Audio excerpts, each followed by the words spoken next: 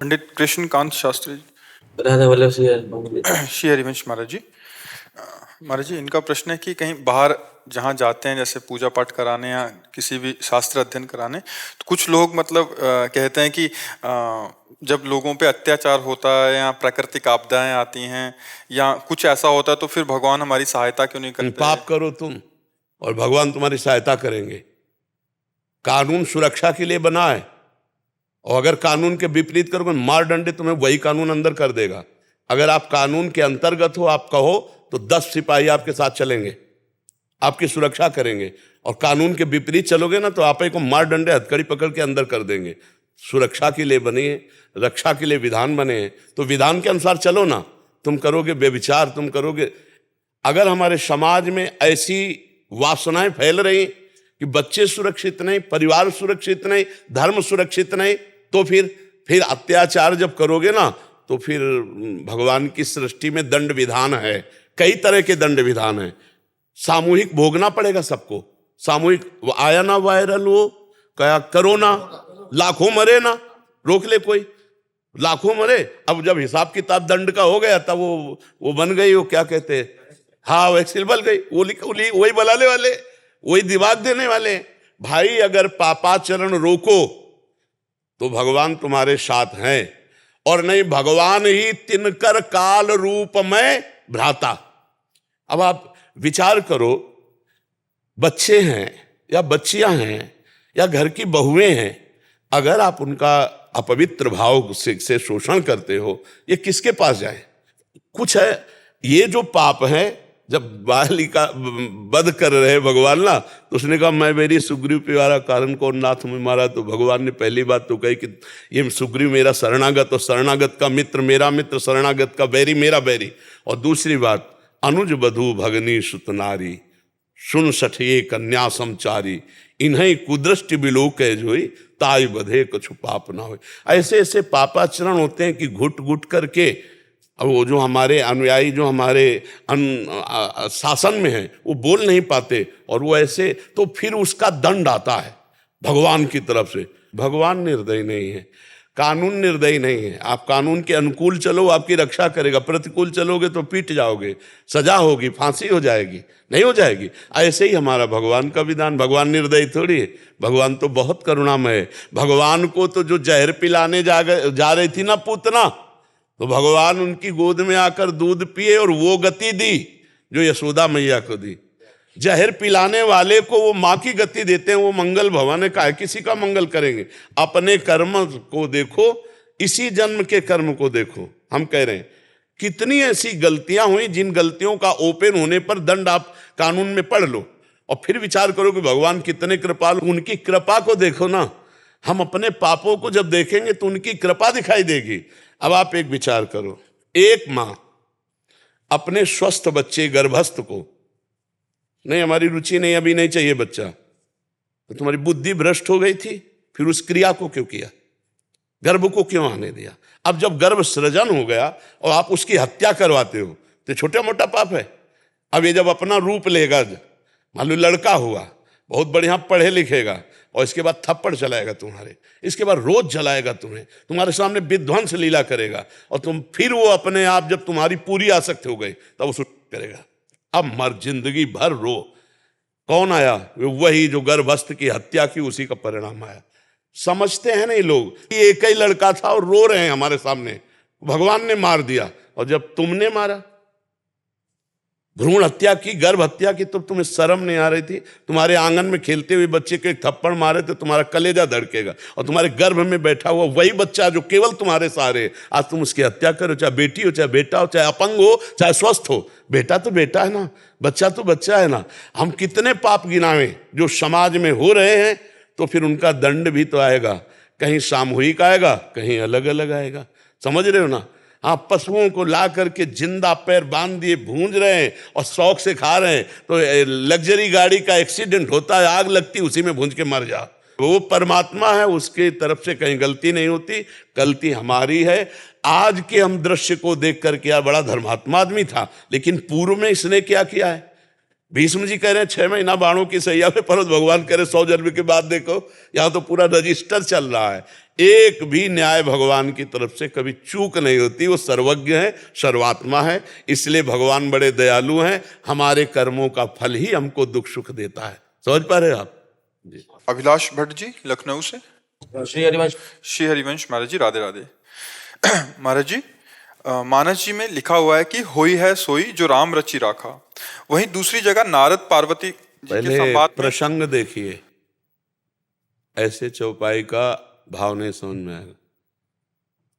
कर देखा बहु जतन, भगवान शिव दक्ष कुमारी सती के लिए पूरा प्रयास किया कि ये वही है जो मुनि धीर रोगी सिद्ध संतत विमल मन जे ध्यावई, ये वही सच्चिदानंद राम है, संशय मत करो। बहुत प्रकार से समझाया। जब देखा कोई अब इनकी मति में हमारी बात समझ में नहीं आ रही, तब कहा जाओ और परीक्षा ले लो। जो तुम्हारे मन अति संदेहु, तो किन जाय परीक्षा लेहु। हो ही सोई जो राम रचि राखा, को करि तर्क बढ़ावे शाखा। अस कही जपन लगे हरि नामा, सती गई जहां प्रभु सुख धा। बहुत बार समझाया लेकिन तुम्हारी समझ में नहीं आया, जाकर परीक्षा ले लो। और मन में सोचने लगे अब वही होगा जो भगवान श्री राम जी ने रखा, और जपने लगे भगवान का नाम। पहले प्रसंग समझा, अब बोले। वहीं दूसरी जगह नारद पार्वती जी के संवाद में है कि जो तपी करे हमारी तुम्हारी भावे मेटी सके त्रिपुरा। इससे भी जोड़ नहीं खाता ना, वहां उपदेश है कि तुम्हारी, पार्वती जी के लिए लिखा है कि तुम्हारी कन्या के भाग्य में लिखा है दिगंबर, भभूत रमाने वाला, मुंडों की माला धारण करने वाला, जटाजूटधारी शिवपति रूप में। कोई नहीं टाल सकता इसे। अब हिमवान को कैसे समझावें? हिमवान से कहा अगर तुम सुंदर वर चाहते हो तो तुम्हारी कुमारी तपस्या करे तो भावी मेट सके त्रिपुरारी, क्योंकि वही दूल्हा बन के आएंगे ना, वही सुंदर रूप धर के आएंगे, और कोई थोड़ी आएगा। प्रसंग को अगर हम पढ़ेंगे तो कहीं जोड़ ही नहीं उधर उसका इसका, कोई जोड़ है? तो क्या जानना चाहते हैं? इसमें कर्म और भाग्य का विरोधाभास है? कुछ नहीं, इसमें कर्म भाग्य का कहां। वहां प्रयास किया भगवान शिव ने, सती को मान लेना चाहिए, जगत गुरुपति भगवान शिव समझा रहे हैं, लेकिन नहीं माना। तब का आप जाओ परीक्षा लो जाके, फिर अब वही है सोई जो राम रचिया। प्रयास के बाद जब सफलता नहीं मिली तो भगवान शिव कहने लगे वही सोई जो राम रचि राखा। और वहां क्या कह रहे हैं कि भगवान शंकर के जितने लक्षण वर्णन है ये सब मिलते हैं और वही पति रूप में इसके मिलेंगे। अगर आप संतोष चाहते हो कि अच्छा दूल्हा मिले तो ये कुमारी तप करे किसका? भगवान शंकर के लिए। वही सुंदर रूप धारण करके, कर्पूर गौरम दिव्य रूप धारण करके आएंगे। तो वही बात, वहां कोई क्रम नहीं मिलता उससे उपाय का, समझ रहे? हाँ, प्रयास करके जब हार गए तब होई सोई जो राम रचि राखा। और यहां वही पति भगवान शिव हैं, कोई टाल नहीं सकता। हाँ, जो तप करे तुम कुमारी तुम्हारी तो भावी मेट सके, बात वहीं तो आ गई ना घूम के, कि जो मुंड माला धारण करने वाले जटाजूट धारे उनका एक सुंदर रूप है जो बिल्कुल कर्पूर गौरम, बहुत करुणा अवतार, इतना सुंदर रूप है कि त्रिपुर सुंदरी भगवती अम्बा मोहित है। इतना सुंदर रूप भगवान शिव, वो एक भयंकर रूप है कि भूत मंडली के साथ जब वो अपने स्वरूप में आते तो विलासकारी देवता, वो तो भयंकर से भयंकर स्वरूप है और सौम्य स्वरूप है। तो बोले अगर तुम्हारी कुमारी भगवान शिव की आराधना करे तो बात बन सकती है, क्योंकि नारद जी जानते शिव ही सुंदर रूप में आएंगे। तो ऐसा ही हुआ, जब बारात गई तो आगे भगवान विष्णु का परिकर, सबको लगा यार ये दूल्हा होंगे। मैंने बाराती बोले, जब बाराती इतने सुंदर तो दूल्हा कितना सुंदर। फिर ब्रह्मा जी की, फिर देवराज इंद्र, ये क्रम रखा गया था कि अगर पहले ही भूत वाली पार्टी लग जाएगी तो सब भाग जाएंगे। अब जे ही हुआ कि अब आ रहा दूल्हा, अरे बवंडर मचा हुआ था, अगिया बैताल, इतने बड़े बड़े विचित्र तांडव करने वाले भूत प्रेत। और जब भगवान शंकर को देखा तो जटाओं से राख उड़ रही थी, चिता की भस्म, फुसकार, सांप के मुंडों की माला। हिमवान की जो पत्नी मैना थी ना, का विवाह कैंसिल। बेटी को लेके पर्वत से गिर के मर जाओगे पर ऐसे दूल्हा के साथ ब्याह ले करो। नारद जी ऐसे दूल्हा के लिए तपस्या करवाई। उनके तो बाल बच्चा है नहीं, उनको पीड़ा तो है नहीं कि कैसे ये दूल्हा, ब्याह कैंसिल। हिमवान नारद जी से कहा सब कैंसिल हो गया। नारद जी गए भगवान शंकर से कहा बंद करो महाराज, ने विवाह नहीं होगा, बारात वापस लौट जाएगी, आप अपने रूप पे आओ। हाथ में दर्पण, एक हाथ में भगवान की छोटा सा त्रिशूल, वो दूल्हा रूप, सब मोहित हो गए। तो प्रसंग को हम जब प्रसंग से जोड़ेंगे तो उसका अर्थ निकलेगा। और एक यहाँ की टांग वहां का हाथ, वहां की नाक तो नहीं निकल पाएगा, नहीं निकल। समझ पा रहे आप जी? जानवी जी गुजरात से। राधे राधे। राधे राधे महाराज जी।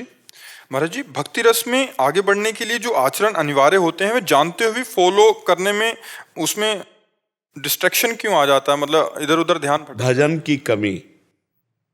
जानकारी सबको है लेकिन उसका प्रयोग वही कर सकता है जो भजनानंदी है। अगर भजन बल नहीं है तो जानकारी तुम्हारी 2 मिनट में एक तरफ रख जाएगी और जो आचरण मन इंद्रिय वेग के द्वारा कराना चाहते वो करवा लेंगे। और जब भजन बल है ना, तो जैसे ब्रेक अच्छी हो तो जहाँ चाहो वहां मार दो है। अब ब्रेक है नहीं तो फिर एक्सीडेंट तो हो ही जाएगा। नाम बल, भजन बल, वारी मथे घृत हो ये बरु, शिकताते बरु तेल, बिनु हरि भजन न भव तरिय, यह सिद्धांत अपेल। जिनको राम कहना नहीं आता था वो मरा मरा कह करके इंद्रिय विजेता ब्रह्म ऋषि हो गए और भगवान के लीला चरित्र का संस्कृत से गान किया। मरा मरा और संस्कृत से गान किया। देख लो रामचरितमानस जो पूर्व है वो संस्कृत से है, महर्षि के द्वारा गाई हुई है। महर्षि बना दिया नाम ने।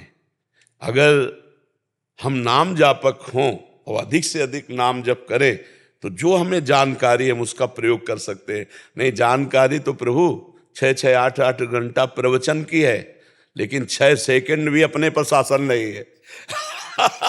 समझ ला, 6 सेकंड भी मन को एक स्थान पर रोकना कठिन है। 6 सेकंड, इतना अंतर है अध्यात्म और अध्यात्म की चर्चा। अध्यात्म में स्थित होना तो विनिवृत्त कामा, अध्यात्म नित्या तो विनिवृत्त। अध्यात्म का स्वरूप क्या है? कामनाओं का नाश हो जाना, कामनाओं का त्याग हो जाना। आज हम अध्यात्म की चर्चा कामनाओं की पूर्ति के लिए करते हैं, अर्थ पूर्ति, प्रणाम नमस्कार की पूर्ति, वाह वाह की पूर्ति, ये सब, ये अध्यात्म नहीं है। अध्यात्म कंचन कामिनी कीर्ति तीनों पर विजय प्राप्त करने के लिए है, स्थूल सूक्ष्म कारण तीनों से राग मिटाने के लिए है। पर वो भगवान का कृपा पात्र, गुरु कृपा पात्र इस रहस्य को समझ पाता है? नहीं, वो भी अपने को आध्यात्मिक समझता है, आध्यात्मिक समझते हुए अपनी वासनाओं का पोषण करता रहता है और अपने को आध्यात्मिक समझता है। और अध्यात्म दूसरी बात है, अध्यात्म है जितना अनात्म है उसका त्याग कर अध्यात्म में स्थित होला। अध्यात्म की चर्चा करके अनात्म वस्तुओं की चाह रखना अज्ञान ही तो है, अज्ञान ही है। और हम अपने को समझते ज्ञानी हैं। तो यही भ्रम मिटाने के लिए भजन है। भगवान का जो मार्ग है वो एक अलग मार्ग है, वो ये सब बाजार से एक अलग चीज है। भगवान बाजारू चीज नहीं है। रुपया पैसा जितनी तुम्हारी कमाई है उससे भगवान मिलने वाले नहीं तो खरीद लेते लोग ना भगवान को। पदाधिकारी भगवान को खरीद लेते, धनी मानी लोग भगवान को खरीद लेते। भगवान की सृष्टि में मृत्यु लोक में एक पर्वत है सुमेरु, 4 लाख योजन का है। उनको तुम किलो 2 किलो मन 2 मन सोना दे के क्या खरीदोगे यार? उनके तो पर्वत ऐसे हैं इसी भूमंडल पर। फिर तो अनंत ब्रह्मांड है। दिखरावा माते तीन अद्भुत रूप प्रचंड, रोम रोम प्रति लागे कोटि कोटि ब्रह्मांड। उनको अगर पकड़ना है तो एकमात्र उपाय है भजन। आर्त भाव से भगवान को पुकारो, वो मिल जाएंगे।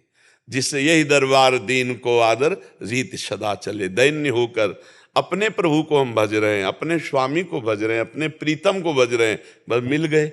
भजन के बिना जितनी जानकारी सब मिथ्या है, वो प्रयोग में नहीं आएगी तो मिथ्या है। बंदूक है और गोली न चले तो बेकार है, मतलब टांगे घूमे रहो बेमतलब। ज्ञान है लेकिन जब काम क्रोध आक्रमण किए तब फायरिंग तो तुम्हारी हुई नहीं ज्ञान की, तो फायदा क्या हुआ तुम्हारा? वो बंदूक का टांगे हो ज्ञान की केवल। तो हमारे अंदर जो जानकारी है उसका प्रयोग तभी होगा जब हम अच्छे से भजन करेंगे, पवित्र आचरण करेंगे, पवित्र भोजन करेंगे, पवित्र व्यवहार करेंगे, तो परम पवित्र उत्तम श्लोक भगवान की कृपा से माया पर विजय प्राप्त कर लेंगे। मामे वे प्रपद्यन्ते माया में ताम तरन्ते। समझ में आया? स्वाति जी बैठता। श्री हरिवंश महाराज जी, आपके चरणों में कोटि कोटि प्रणाम। महाराज जी, मेरा प्रश्न है कि कर्म और धर्म में बड़ा कौन? कर्म करने वाले व्यक्ति के कर्म बहुत एकांतिक सुना नहीं होगा, किसका है? हाँ, एकांतिक नहीं सुना होगा इसलिए प्रश्न किया है, क्योंकि एकांतिक में कई बार ये चर्चा हो गई है। कर्म वही जो धर्म से युक्त हो। अगर धर्म से युक्त नहीं तो कुकर्म है, वो कर्म थोड़ी कहा जा सकता है, वो कुकर्म हो जाएगा। जो धर्म विरुद्ध है वो कर्म नहीं है, वो कुकर्म है, अशुभ कर्म है। और जो धर्म से युक्त है उसे ही कर्म कहते हैं। तो ये जो भेद की कर्म और धर्म, ये सांसारिक शब्दों में है। शास्त्रीय शब्दों में धर्मयुक्त ही जो क्रिया है उसे कर्म कहते हैं, और जो धर्म के विरुद्ध है उसे कुकर्म कहते हैं।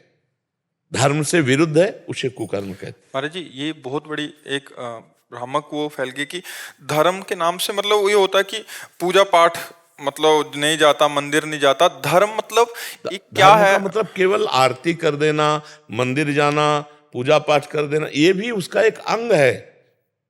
लेकिन धर्म का मतलब आपका उठने से लेकर शयन तक, जीवन से लेकर मरण तक आपके जितने आचरण हैं वो सब धर्मयुक्त होने चाहिए। आपका उठना, आपका बोलना, आपका दिनचर्या, आपका खान पान, कार्यक्रम सब धर्म के अंतर्गत कर। अब जैसे एक अधिकारी है, उसका कर्म है निर्दोष को बचाना और दोषी को दंड देना। अब ये उसका धर्म है, धर्म से युक्त कर्म है। अब उसने निर्दोष को तो दंड दे दिया और दोषी को छोड़ दिया और रुपया ले लिया, अब ये कुकर्म हो गया। समझ रहे ना? अब धर्म का मतलब बहुत सब पूरा जीवन है, पूरा जीवन है। एक आदमी दौड़ के आपके पास है, हमें बचा लीजिए, वो आदमी मार रहा है। अब आपको तत्काल एक्शन में आना है, क्योंकि उस शरण में आ गया कि हम बचाने की सामर्थ्य रखते हैं, जितनी उतनी हम कोशिश करते हैं, और हम हंस करके उसको उसी के हाथ में उसको दे दिया जो मारने आ रहा था। अब ये हत्या हो गई आपके द्वारा। और जो अगर बचाने का प्रयास किया उसमें हमको भी कष्ट हो जाता है, तो लिखा है परहित लाग तजय जो देही संतत संत प्रशंसय तेही। दूसरे की रक्षा के लिए यदि हमारे शरीर को भी कष्ट हो जाता है तो सीधे भगवान की प्राप्ति होती है। जैसे जटायु जी ने, जब सीता जी ने पुकारा हा राम, तो जटायु जी को आवाज में ऐसे दर्द लगा कि जैसे कोई किसी को कष्ट दे रहा है। तो आकाश में उड़े तो देखा कि विमान पर सीता जी को लंकाधिपति रावण, जटायु पहचानते, ललकाए दुष्ट, छोड़ पुत्री सीते तू चिंता मत कर। और कहाँ रावण और कहाँ जटायु, त्रिभुवन विजेता रावण और जटायु, तो जटायु ने पंखों से मार के काट के फेंक दिया, पंख उसके घायल कर दिया। अब इतना ही बस था कि चोंच और पंख और पंजे इसी से प्रारो, तो चंद्रहास के द्वारा काट, दिव्य तलवार उसके पास काट, तो जे ही गिरा तो भगवान का चिंतन हुआ। ये आगे पड़ा जटायु देखा, सुमिरत राम चरण की रेखा। तो जो महाराज दशरथ पिता थे, जो सौभाग्य दशरथ जी को नहीं मिला वो जटायु जी को मिला। भगवान ने जटायु जी को अपनी गोद में और दुलार करते हुए संपूर्ण अंत्येष्टि क्रिया की, और भगवान का स्वरूप धारण करके गीध भगवान के धाम को गया। किस कारण से? भगवान के भजन तपस्या का कारण नहीं, या परहित कारण है। सीता जी की रक्षा के लिए अपने प्राणों की बाजी लगा दी। तो धर्म हर एक चेष्टा में है। देखो, हम जो कथाएं बड़े बड़े महापुरुषों की गाते हैं, धर्मात्मा पुरुषों की तो गाते हैं, पापात्मा की थोड़ी गाते। महाराज शिवी सिंहासन पे बैठे थे तो बड़े धर्मात्मा थे, तो उनकी धर्म परीक्षा के लिए एक घटना घटी। एक कबूतर आके गोद में बैठ गया, महाराज मेरी रक्षा करो। तो तुरंत ऐसे, कौन है? तो देखा कि छत के उसमें बैठ करके बाज कह रहा है, ये मेरा शिकार है। महाराज अगर आप दानी हैं, धर्मात्मा है, तो इतना जानते हैं कि मैं भी भूखा हूं और मेरा शिकार कबूतर है, आप इसको छोड़ दीजिए। कबूतर ने कहा, महाराज मैं आपकी शरण में हूं, आप जानते हैं शरणागत की रक्षा का भाव, इसलिए मैं आपसे प्रार्थना करता हूं, मुझे मत दीजिएगा। बाज ने कहा, महाराज मैं भूखा प्राण त्याग दूंगा, क्योंकि कबूतर मेरा शिकार और मैं इसी को खाऊंगा। उन्होंने कहा, नहीं भाई बात मानो, अगर आपको मांस ही पाना है तो मैं अन्य पशुओं का मांस, जहां वध होता है पशुओं का, वहां से लाके आपको दे सकता हूं, लेकिन कबूतर नहीं दे सकता, ये मेरी शरण में आया। बोले, महाराज आपको पता है कि बाज जो है किसी मरे हुए पशु का मांस नहीं खाता, वो अपने आप शिकार करता और खाता है। महाराज मैं राजी नहीं हूं, मेरे भी प्राण रक्षा करो, कबूतर दे दो। तो उनका, कबूतर तो नहीं दूंगा, अगर इस पर राजी हो कि तुम मेरा मांस ले लो तो मैं तुम्हें दे सकता हूं। तो हाँ, ये बात हो जाएगी, आप अपना मांस दे दो। तो तराजू में एक तरफ कबूतर रखा और एक तरफ अपना मांस काटा। कबूतर 100, 200, 250 ग्राम का, पर भाई वो कबूतर तो था नहीं, वो तो साक्षात अग्नि देवता थे। अब वो जितना मांस रखते जाते उतने वजन बढ़ाते जाते। आखिरकार स्वयं बैठ गए और कहा, बाज मुझे खा ले, लेकिन मैं कबूतर को नहीं दूंगा। उस देवराजेंद्र और अग्नि देवता प्रकट होकर बोले, महाराज मैं ना तो कबूतर हूं ना बाज हूं, मैं देख रहा था तुम्हारे धर्म की परीक्षा, तुम्हारी जय हो महाराज शिवी का जो महाराज जी का। ये धर्म कोई एक छोटी मोटी क्रिया का नाम नहीं है कि कोई मंदिर चला गया अगरबत्ती कर दी तो धर्मात्मा है। धर्मात्मा जीवन की प्रत्येक चेष्टा धर्मयुक्त होनी चाहिए। संभाल के पैर रख रहे हैं, किसी जीव जंतु का न लग जाए, संभाल के बोल रहे हैं, किसी के हृदय न दुख जाए, हमारी हर चेष्टा धर्ममयी, तब वो धर्मात्मा कहा जाता है। परिभाषा में देखा जाए तो भागवतिक कानून, जो सबके लिए नियमावली कह सकते हैं उसे, तो मतलब जो विधान बनाया गया शास्त्रोचित, तो उसको धर्म कहते हैं। हाँ, उसको कैसे चलना है, क्या आपका कर्तव्य है अपने पारिवारिक, उसको धर्म, ये वर्ड धर्म वहां लागू होता है। बिल्कुल, सब धर्म भगवान के चरणारविंद से जुड़ने से अपने आप आ जाएंगे। जो भगवान से विमुख हो, धर्म को धारण करना बड़ा कठिन है। अब जैसे सबसे ज्यादा हमें दुखद घटना इस समय लगती है कि नौजवान जब अपने माता पिता को मारते हैं, बड़ी शर्म की बात है कि हम रोज इस बात को जागृत करते हैं कि जिन माता पिता ने मुझे पाला पोसा, मतलब कितना गंदा हमारा व्यवहार माता जी के साथ रहा होगा, जब हमें ज्ञान नहीं सोच का, लघु शंका का, और वो गोद में लिए वहीं रख दिया, वहीं लघु शंका कर दी, वो कभी हमको डांटे नहीं, हमको इतना बड़ा किया। और जब हम जवान हो गए और वो वृद्धावस्था में शरीर शिथिल है और वो लघु शंका वो निकल जाती है, सोच निकल जाती है, फिर जब वो गाली देते हैं, मारते हैं, तो लगता है कि मतलब कितना धर्म का ह्रास होता जा रहा है। बूढ़े माता पिता को अनाथालय में छोड़ देना या रोड पे छोड़ देना या मार पीट कर घर के अंदर बहुत दुर्दशा पूर्वक रखना, ये सब धर्म विरुद्ध आचरण है। और ऐसे आचरणों से आपका जीवन आगामी बड़ा दुखद होगा। इसलिए गृहस्थी में माता पिता को भगवान के समान समझो, अपने आचरणों को पवित्र रखो। अब धर्म की परिभाषा कैसे कोई समझेगा जब ये जो गंदी बातें चल गई हैं, boyfriend girlfriend, live in relation, ये कैसे धर्म को समझेंगे लोग, कैसे समझेंगे? हाँ, सरकारी दस्तखत के कागज बनते हैं लिव इन रिलेशन के, 1 महीना 2 महीना, ये है क्या भाई? तुमने अपने जीवन को, चरित्र को क्या समझ रखा है? अपना चरित्र बिगड़ गया तो सब कुछ बिगड़ गया। वो एक अंग्रेजी में वो था कि जिसका धन गया तो कुछ नहीं गया, स्वास्थ्य गया तो थोड़ा बहुत गया, और चरित्र गया तो सब कुछ चला गया। अब उल्टा है, धन के लिए वो चरित्र भी बेच सकता है आज का समाज जो है। तो इसलिए हमें लगता है अपने चरित्र को पवित्र रखना चाहिए, तभी हम धर्म को समझ पाएंगे। जब चरित्रहीन है तो फिर मूल ही धर्म का जो मूल चरित्र है, हमारे यहाँ चरित्र पूजा जाता है और चरित्र ही हीन हो गया। आज हमारा समाज चरित्र को नष्ट कर रहा है, अपने चरित्र को नष्ट कर रहा है। ये बिल्कुल ठीक नहीं है। भाई बहनों से सबसे प्रार्थना है, जब तक पाणी ग्रहण न हो तब तक पवित्र रहो, ब्रह्मचर्य रहो, दोस्ती करो, लेकिन गंदे आचरण मत करो, तो तुम्हारा जीवन धर्म में रहेगा। और जब पहले ही से ये सब भ्रष्टाचार शुरू हो गया तो फिर कहाँ धर्माचार आएगा? वो धर्म की बातें केवल कर लिए जाए, धर्म नहीं रहेगा। देखो, जवान को जब कई होटलों का भोजन अच्छा लगने लगता है ना, तो घर की रसोई में तृप्ति नहीं होती। घर की एक रसोई में बराबर भोजन वो नहीं कर सकता, क्योंकि उसका पूर्वाभ्यास है। आज इस ढाबे का, आज उस होटल का, ऐसे हर इंद्री का है। अगर आपने इंद्रियों को छूट दिए तो आप पतिव्रत नहीं रह सकते, आप एक पत्नी व्रत नहीं रह सकते। फिर आपकी गंदी आदत होगी तो दोनों में भेद होगा। फिर गृहस्थी किस काम की, पति कहीं, पत्नी का भाव कहीं, और रहे एक ही घर में रहे, ना प्रेम है ना दुलार है, तो फिर वो जिंदगी किस काम की? तो धर्म का मतलब होश संभालने से लेकर मृत्यु तक, जगने से लेकर सोने तक, हर आचरण हमारे धर्म युक्त हो, तब तो वो कर्म होंगे, नहीं तो फिर कुकर्म बन जाएंगे। धर्म विरुद्ध आचरण कुकर्म बन जाता है। योगिता जी,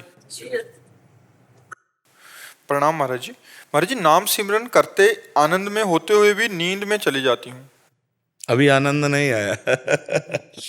आनंद में और नींद में अंतर है। नींद है तमोगुण का लक्षण। इंद्रियां आनंद में टिक नहीं पाए, इसलिए तमोगुण में चली गई। नहीं तो नींद में भी भजन का आनंद रहता है। जब आनंद आता है ना, तो नींद में भी भजन होते हैं, और भजन में नींद आ जाए, ये तमोगुण का है। इसका मतलब आनंद नहीं। जैसे आपको भोजन, भूख लगी और आप भोजन पाओ, भला सो जाओ। आप फिल्म पसंद की भला देखने बैठो, 3 घंटे सो जाओ, तो हमें बता ना, क्यों? आनंद आ रहा है ना, आनंद आ रहा है ना, तभी। कैसे सो सकते हो? आनंद आ रहा है। आपका क्रिकेट प्रिय खेल हो और चल रहा हो और फिर सो जाओ, तो हमें दिखाओ, नहीं सो। क्यों? आनंद आ रहा है, क्योंकि आपके मन के अनुकूल विषय चल रहा है। भजन को मन में आनंद नहीं मिला, इसलिए नींद में चला गया। अगर मन को भजन का आनंद मिला होता तो नींद में नहीं जाता। हाँ, जब भजन का आनंद मिलेगा तो 5 बातें ठीक हो जाएंगी। नारायण हरि भजन में 5 न स्वात, विषय भोग, निद्रा नींद, हंसी मजाक, बहुबात भोग, ये सब अच्छा नहीं। खान पान ते भावे है, नहीं कोमल वसन सुहावे है, सब विषय लगे ते खारा है, हरि आशिक कामग न्यारा है। तुम सच्ची मानना, मतलब 24 घंटे में 15 मिनट लेटने पर ऐसा लगता था हम बहुत सो गए। 15 मिनट एकदम जैसे उठ के बैठ गए, लगा 15 मिनट है यार, ये घड़ी खराब है क्या? ऐसा दिमाग में छाया हुआ था भजन करना, तो नींद 15 मिनट लेटे एकदम। जब तमोगुण नहीं तो फिर नींद कहां से? तमोगुण में ही नींद है।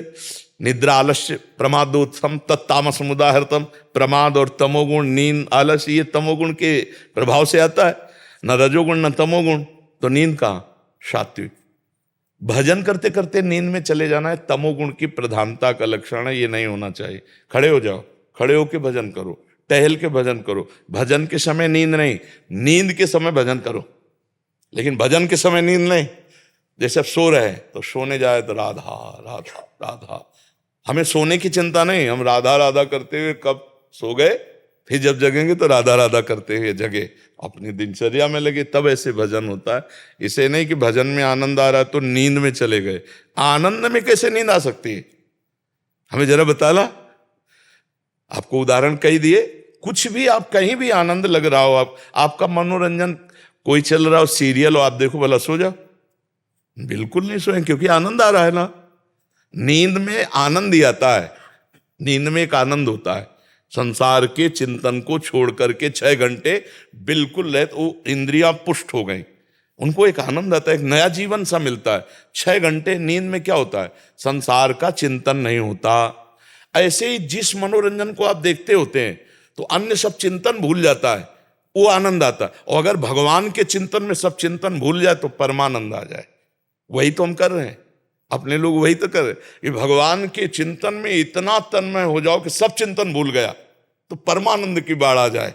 अभी क्या होता है? संसार का चिंतन होता है। संसार विषम है, विषम में 2 परिस्थितियां, सुख और दुख, लाभ और हानि, जय और पराजय, तो हम इसी में थपेड़े खा रहे हैं। और भगवान सम है, सम में एक रस परमानंद है। अगर हमारा चित्त भगवान में जुड़ जाए तो हर समय परमानंद बना रहे।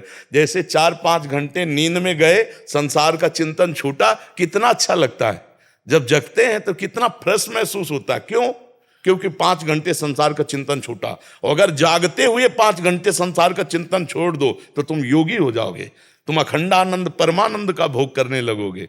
तो करे, यही प्रयास है। जब हम राधा राधा राधा, उसी का चिंतन, उसी को देखना, उसी को सुनना, तो देखो फिर कितनी उन्नति होती है, आंतरिक और बाह्य दोनों।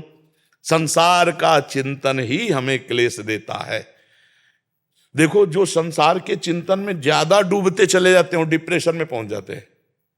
आप संसार का चिंतन करते रहो तो देखो आपका दिमाग थक जाए, वही राग, वही देर, उसने ऐसा क्यों कहा, उसने, हमने तो उसके साथ ये किया, ये पूरी गणित चलते चलते वो भट्ट हो जाता है। अब वो डूब जाता है, मतलब बेमतलब बैठे बैठे कुछ नहीं, कोई नहीं, वो डिप्रेशन में पहुंच जाता है। अगर हम नाम जप करेंगे तो अपने को हम बचा सकते हैं। आप गौर से देखना, नींद का सुख क्या है? 6 घंटे संसार का चिंतन छूटना। जब नई नींद लेते ना तो आप देखो हर नस नाड़ी आपकी भारी हो जाती है, थक जाती है, ऐसा लगता है यार सोना चाहिए। क्या सोना है? मतलब संसार का चिंतन 6 घंटे भूलना है, 8 घंटे भूलना है, मुझे संसार भूलना है। व्यसन में क्या होता है? नशे में क्या होता है? बुद्धि मंद हो जाती है, चिंतन लड़खड़ा जाता है, बस इस बात का सुख होता है। उसकी बुद्धि चिंतन रहित हो रही है, चिंतनी शक्ति खत्म हो गई है, इसलिए वो सुख का अनुभव कर रहा है। यहाँ अचल बिहार में जब हम रहते थे तो हितधाम के सामने नाली बहती थी, ये परिक्रमा मार्ग पक्का नहीं था। तो एक जो शराबी तो नाली के साइकिल लिए, तो बार बार ऐसी को, तो हमें पता नहीं था कि शराब पिए। तो उन्होंने कहा क्या भैया, वो नाली को ऐसे देखता और ऐसे फिर बार आगे और आखिरकार लड़खड़ा के नाली में गिरी गया। फिर भी उसे कोई शोक चिंता नहीं है, उसकी जो वाणी निकल रही है वो ऐसी निकल रही जैसे बादशाह की। क्या है? चिंतन खत्म, शुभ अशुभ का चिंतन, संसार का चिंतन, वो लड़खड़ा, चाहे भांग खाए हो, ये जितने नशे हैं ये सब शरीर को एकदम शिथिल करना और बुद्धि का चिंतन हटा देना, बस इसी का आनंद है। और सोचो अगर यही काम आप जागृत अवस्था में भगवान में लगा दो तो बुद्धि पंग हो जाए तो वही समाधिस्थ महापुरुष कहे जाते हैं, वही योगी कहे जाते हैं, वही भगवान के प्रियजन कहे जाते हैं। देखो ना, एक बिंदु पर अपने चित्त को लगा कर देखो। थोड़ी देर अगर आपको शक्ति ग्रहण करनी तो हम आपको बता, कोई एक बिंदु तय करो, जैसे ऐसे बैठे हैं, कोई एक बिंदु तय करो और उसी में नेत्र लगा दो और बस राधा राधा राधा, आंख खुली हो मुंह बंद। अब आपकी आंखों से पानी झरने लगे तो ऐसे कर लिया, फिर उसी पे लगा दो, फिर जिधर चिंतन करोगे एक तार चिंतन जाएगा। इसे त्राटक क्रिया कहते हैं योग में। कितने अपने पास साधन है जिससे हम एकाग्रता को समेटकर भगवान के चरणों में चिंतन में लगाएं, अभी आनंद आ जाए। जादू मंत्र टोना और ये जो आते हैं ना वो कैप्सूल जैसे, वो क्या कहते हैं उनको, जंतुर, इनसे काम नहीं बनने वाला। तुमको हाँ ज्ञान विज्ञान संपन्न होना पड़ेगा। ये सब छूछा, ये सब नाटकबाजी से नहीं निकलना। जैसे नाम जब भी चल रहा हो, चिंतन भी दूसरे आ रहे हो, तो क्या मन के दो विभाग हो जाते? हाँ, मन के दो विभाग हैं ही। जैसे बुद्धि को दो विभाग है ना, रावण से विभीषण जी कह रहे हैं, कुमति सुमति सबके उरराही नाथ निगाम।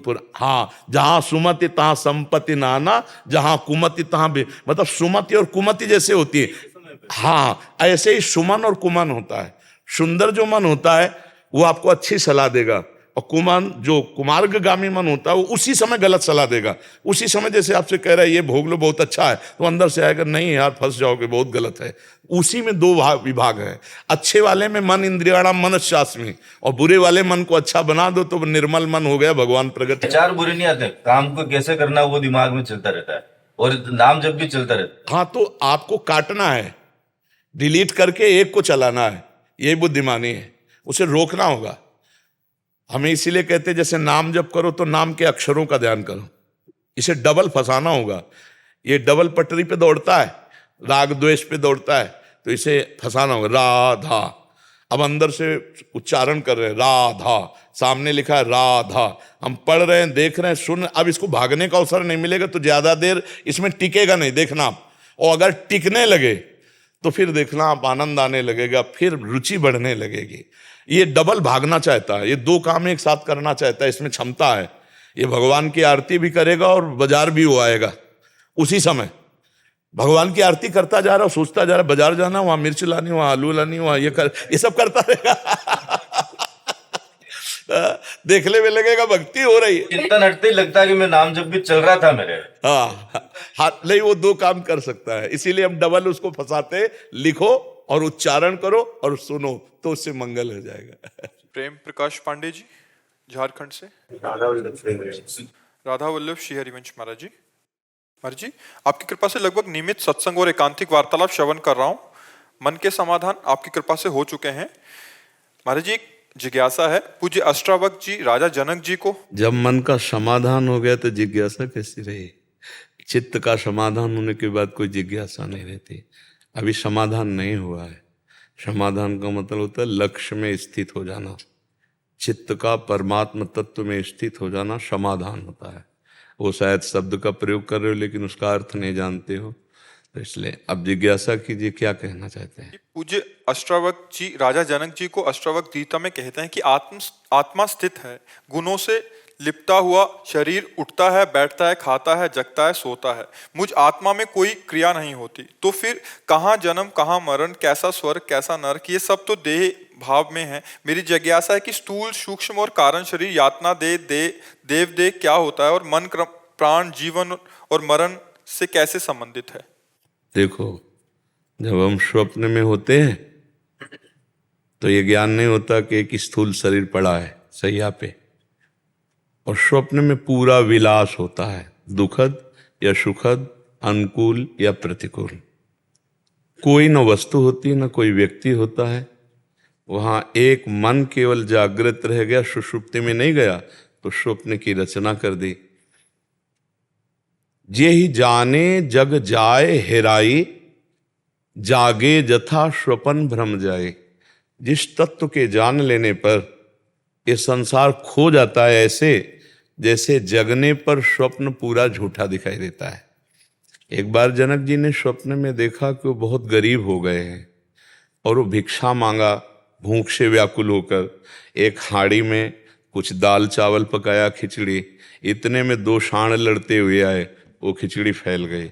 बड़े भूख से व्याकुल, आँख खुली तो महाराजा धीराज की सैया, तो उनका ये सत्य कि वो सत्य। सभा में जाकर बड़े बड़े विद्वानों से बस यही पूछते, ये सत्य कि वो सत्य। अब ये वो का कुछ थोड़ा सा इशारा करे तो समझ में आवे। बड़े बड़े विद्वान चुप हो जाते, तो उन्हें नजर बंद कर देते, आप जाओगे नहीं जब तक उत्तर नहीं मिलेगा, खाओ पियो मौज मस्ती से रहो।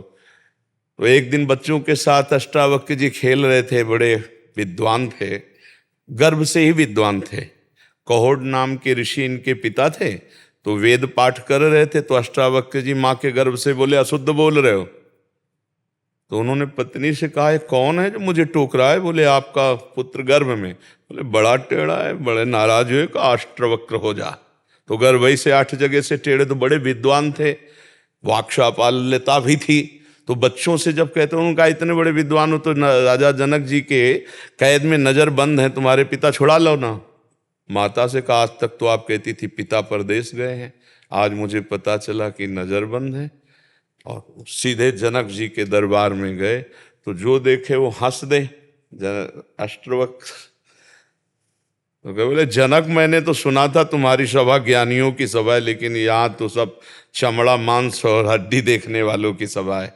उनका ऐसे कैसे उपहास कर सकते हो आप हमारी सभा का? ब्रह्म ऋषि के बालक होकर तो उनका क्या देखकर सभा हंस रही? हमारी आत्मा को देखा क्या? शरीर देखा, मांस देखा, त्वचा देखी, हड्डी देखी, टेढ़ी, इसीलिए तो हंसी आई। सब चुप। बोल तेरा प्रश्न क्या है? उनका ये सत्य कि वो सत्य? बोले ना ये सत्य ना वो सत्य।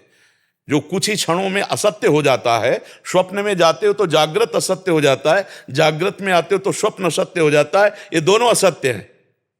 अष्टावक्र जी गुरु हुए, कहा घोड़े की रकाब में पैर रख के केवल बैठने मात्र से मैं ब्रह्मबोध करा दूंगा उतने समय में।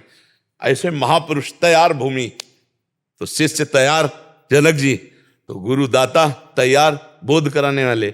अभी तो अपने फंसे हैं देह में, बात ब्रह्म ज्ञान की करेंगे, लेकिन पोषण देह और इंद्रियों का होगा, मन की गुलामी होगी। सच्चाई से यदि गुरु शरण हुआ जाए और गुरुजनों की कृपा हो जाए, तो फिर हमारे में जो नाम मंत्र उपदेश गुरु जी ने दिया वो स्फुरित हो और हमारे अंतःकरण का मार्जन हो। तो जैसे पवित्र और निर्मल जल में नीचे की तह की बात दिखाई देती है, ऐसे निर्मल और सम अंतःकरण में वो प्रतिबिंब आत्मा का जो पड़ता है, सबकर परम प्रकाशक जो ही, उसी के सारे वो वापस लौटता है। मन बुद्धि अंतःकरण आत्मस्वरूप का चिंतन नहीं कर सकते। इनको चिंतन रहित करने के बाद जो स्वरूप बचता है वो आत्मा है। ना उसका कभी जन्म है, ना उसका कभी मरण है। पर जैसे स्वप्न में कुछ ना होने पर भी जो सपने सिर काटे कोई, बिन जागे दुख दूर न होई, ऐसे ही जड़ चेतन ग्रंथि पड़ गई, यद्यपि मृषा छूटति कठिनाई। ऐसा ये बंधन है जो केवल गुरु प्रताप से छूटता है, क्योंकि साधन करोगे तो अहंकार और पुष्ट होगा। और गुरु कृपा नायमात्मा प्रवचनेन लभ्या न मेधया न बहुना श्रुतेन, तो गुरु कृपा से अहंकार का समन हो देहाभिमान का, और उनकी कृपा से ही अंदर वो बोध रूप परमात्मा स्वयं स्फुरित होता है। आत्मचिंतन अपने आप में अपने आप का चिंतन है। अंतःकरण के द्वारा चिंतित प्रकृति होती है, अंतःकरण के द्वारा अचिंत तत्व है आत्म तत्व। उसका न कभी जन्म है न मरण है। पर जन्म मरण ना होते हुए भी जब तक देहाभास है, देहाभिमान है, जीवत्व है, तब तक उसको बरबस पुनरपि जननम पुनरपि मरणम पुनरपि जननी जठरे शयनम, उसको भोगना पड़ेगा। अब इसी के शुभ कर्म के अन्य लोक हैं, अशुभ कर्म के अन्य लोक हैं। शुभ कर्म का देव देह है, अशुभ कर्म का जो है यातना देह है। ये सब केवल मायाकृत है, इनकी सत्ता नहीं है, ना स्थूल की, न सूक्ष्म की, न कारण की, न यातना की, न देव की। समझ पा रहे हो आप? हाँ, ये सब केवल कल्पनात्मक हैं, मायात्मक हैं। जैसी जैसी हम सोच करते जाते हैं वैसा वैसा। एक सोच कर रहा है राम में तो पूरी सृष्टि राम में दिखाई दे रही, एक सोच कर रहा है काम में तो पूरी सृष्टि काम में, एक सोच कर रहा है श्याम में तो पूरी सृष्टि श्याम में, एक ब्रह्म में तो ब्रह्म में। है क्या? जैसी दृष्टि वैसी हमारी सृष्टि है, और दृष्टि खत्म हो जाए तो सृष्टि है ही नहीं, केवल ब्रह्म। सर्वम भी नहीं, सर्वम तो समझाने के लिए है, सर्वम खलमिदम ब्रह्म समझाने के लिए, केवल ब्रह्म। सर्वम भी माया में है। तो गुरुजनों का आश्रय ले, उपासना मार्ग में चले, तो उपासना से ही वासना मिटती है, और निर्वासनिक हृदय में ही तत्व ज्ञान स्फुरित होता है।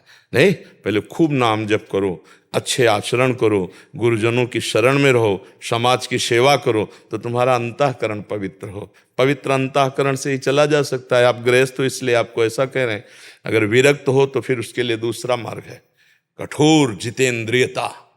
तितिक्षा, लोक परलोक के भोगों से वैराग्य, इंद्रियों का समन, मन का दमन, तब जाकर के चित्त का समाधान, घोर मुमुक्षता, मुझे बस मुक्त होना है, तब ब्रह्मबोध। ब्रह्मबोध ऐसे हलवा चटली थोड़ी ज्ञान के पंथ कृपाण के धारा, परत खगेश लगे लही बारा, जो निर्विघ्न पंथ निर्वाही, सो कैवल्य परम पद लाई। सो कह वही परम पद हमारा स्वरूप है, कोई और नहीं है। जीवन मुक्तता हमारे अंदर है, बस मृषा छूटती कठिलाई, बहुत कठिन, यही गुरु कृपा से छूटता है। इसीलिए चाहे शिव विरंच सम होई, गुरु बिन भव निधि तरे न कोई, गुरु कृपा प्रसाद से ही इस माया पर विजय प्राप्त की जा सकती है। समझ पा रहे हो भाई? अंकित शर्मा जी ऑस्ट्रेलिया से। राधा वल्लभ श्री हरिवंश। श्री हरिवंश महाराज जी, आपके चरणों में कोटि कोटि प्रणाम। महाराज जी, नाम और भगवान में आपने बताया कि नाम सबसे बड़ा है, और अगर प्रकट दर्शन भी हो रहे हो तो प्रभु और नाम दोनों छूट रहा है तो हम दर्शन छोड़ के देंगे पर नाम नहीं छोड़ेंगे। पर महाराज जी, गुरुदेव और नाम में किसको आगे रखें, कृपया मार्गदर्शन करें। भक्ति, भक्त, भगवंत, गुरु, चतुर नाम बपु एक। अब इनमें भेद कैसे कहें? वाटर, पानी, तोय, जल, इनको हम क्या कहेंगे? एक ही तो कहेंगे ना। तो भक्ति, भक्त, भगवंत, गुरु, चतुर नाम बपु एक ही है, कोई अंतर नहीं। नाम नामी अभेद जैसे, ऐसे नामदाता गुरु अपना नाम सुकृत धन अपनी जीवन अतिहित मान देत वरदान, वृंदावन हित बलिपद पावन, भक्ति प्रकाशत ज्यों जग भान, नमो नमो गुरु कृपा निधान।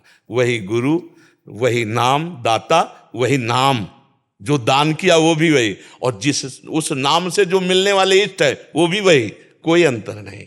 गुरुदेव कौन है? गुरुदेव साक्षात हरि है, गुरुदेव साक्षात ब्रह्म है।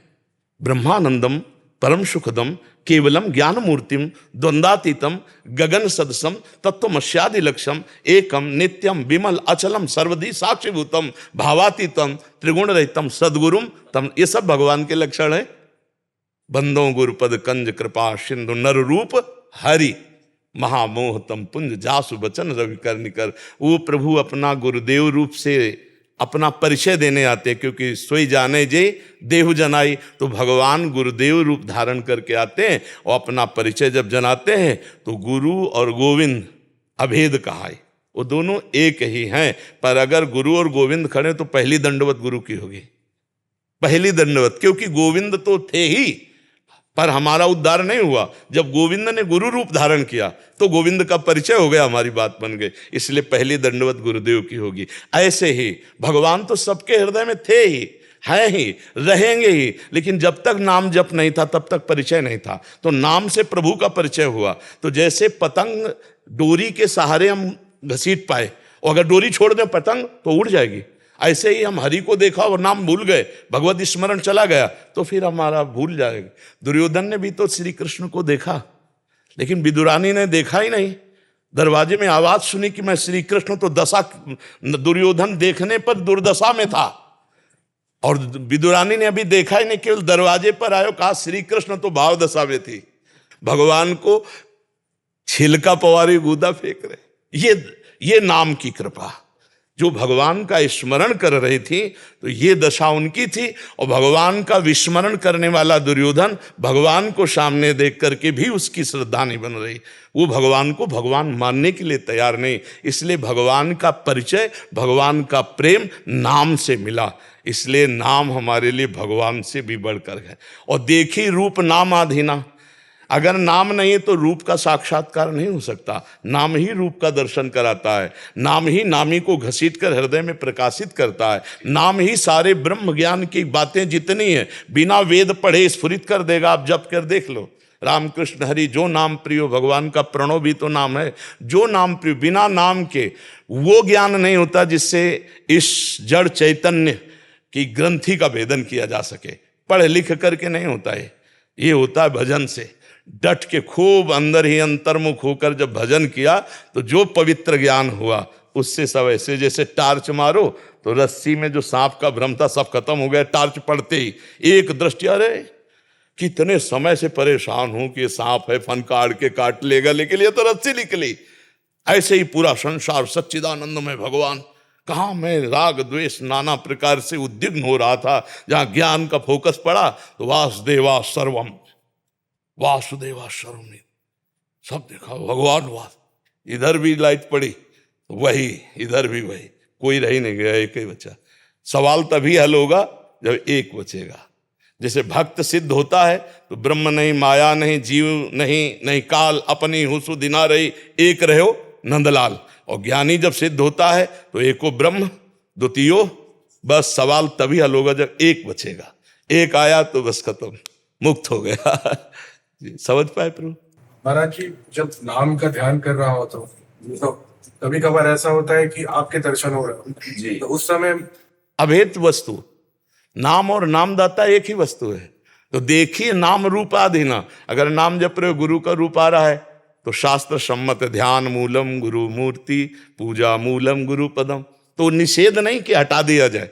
नाम चल रहा है, गुरु का ध्यान हो रहा है, इससे बड़ा और भजन क्या हो रहा है? नाम चल रहा है, इष्ट का रूप आ रहा है, इससे बड़ा। नाम चल रहा है, संतों की स्मृति आ रही, इससे बढ़िया क्या बात है? नाम चल रहा है, गंदी बातें आ रही, थोड़ा सा सावधान, उस पर आसक्त मत होना, उदासीन होना, नाम जपते रहना, वो खत्म हो जाएगा, डिलीट हो जाएगा।